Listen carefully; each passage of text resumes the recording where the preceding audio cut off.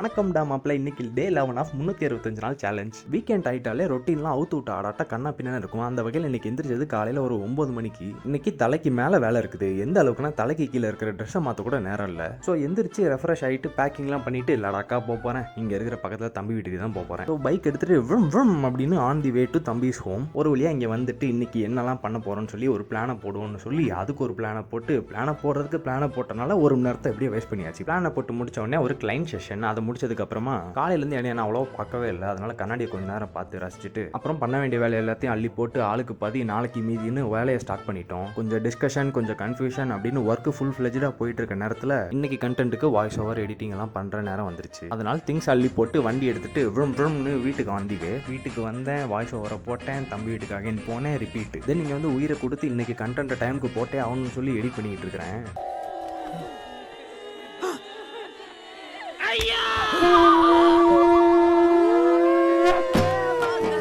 அப்புறம் all works completed, content posted. Then வெளியில் வந்துட்டு வானிலை அறிக்கையை பார்த்து எதையாவது பேசணும்னு சொல்லி பேசிட்டு தென் பைக் எடுத்துட்டு ஊரை சுத்த கிளம்பிட்டோம். ஃபர்ஸ்ட் போயிட்டு கிரவுண்டில் ஒரு வாக்கிங்கை போட்டோம். செகண்ட் இவ்வளோ நேரம் நடந்தது வீணா போயிடக்கூடாதுன்றதுனால ஃப்ரைட் ரைஸ் சாப்பிட்றதுக்கு அசம்பிள் ஆகிட்டு ஃப்ரைட் ரைஸ் ஆளுக்கு பாதி நாளைக்கு மீதியும் சாப்பிட முடியாது. அதனால ஃபுல்லாக சாப்பிட்டு முடிச்சுட்டு தேர்டு எங்கே போகுன்னு தெரியாமல் எங்கெங்கே ரவுண்ட் அடிச்சு முடிச்சுட்டு தென் மெடிக்கலில் மருந்து வாங்குற வேலை. அங்கே ஒரு கண்டென்ட் தேருமான்னு பார்த்தேன். ஓரளவுக்கு தேர்ச்சு. அப்புறம் அவ்வளோதாங்க. வீட்டுக்கு வந்துட்டு எழுதிட்டு நாளை முடிச்சுட்டு அப்புறம்லாம் ஒன்றும் இல்லை. அவ்வளோதாங்க. நாளைக்கு பார்ப்போமா. மேலே வச்சு எடுக்கிற ஷாட்டுக்கு தான் வந்து கரெக்டான ஒரு இதே கிடைக்கல.